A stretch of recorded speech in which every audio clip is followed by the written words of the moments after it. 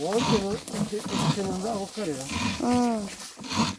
umuntu wacu tugiye gukora kureba yewe ntajya umwaka imiti ku kiranguzo ibyo bagera ku kiranguzo kubera ko ukeneye imiti myinshi ariko kuduha dutahe uyu murongo uteye uyu murongo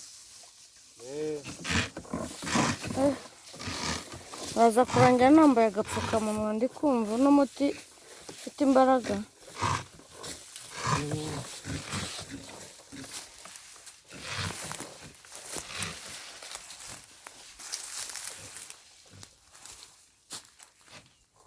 Mucunge neza hatagira izi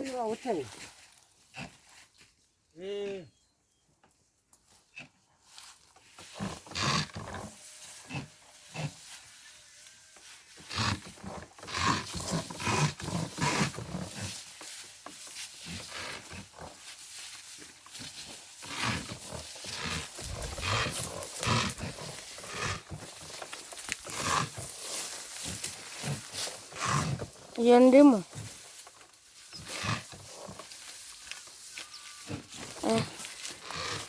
Aka kazi ubu tugiye kujya tugakora kenshi mu mwaka kugira ngo tubone umusaruro.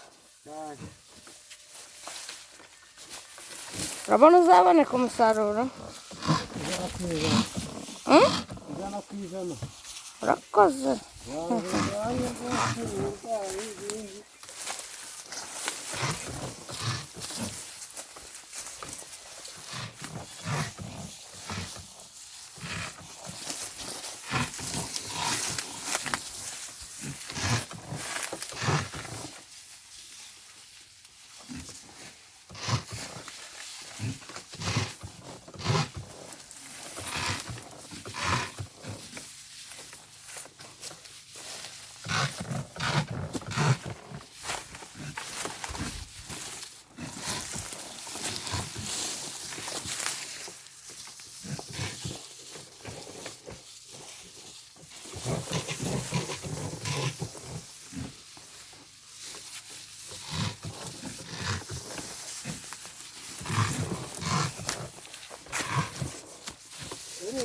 impamvu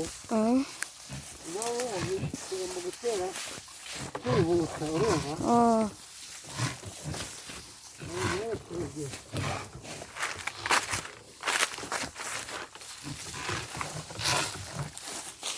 aka kantu ntikagezweho.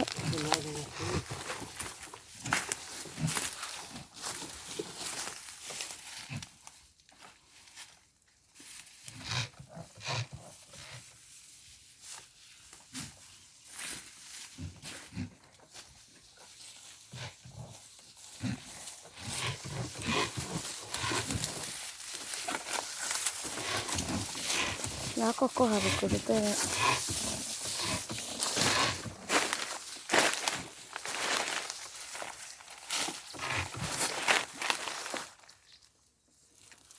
nawe nkubwiye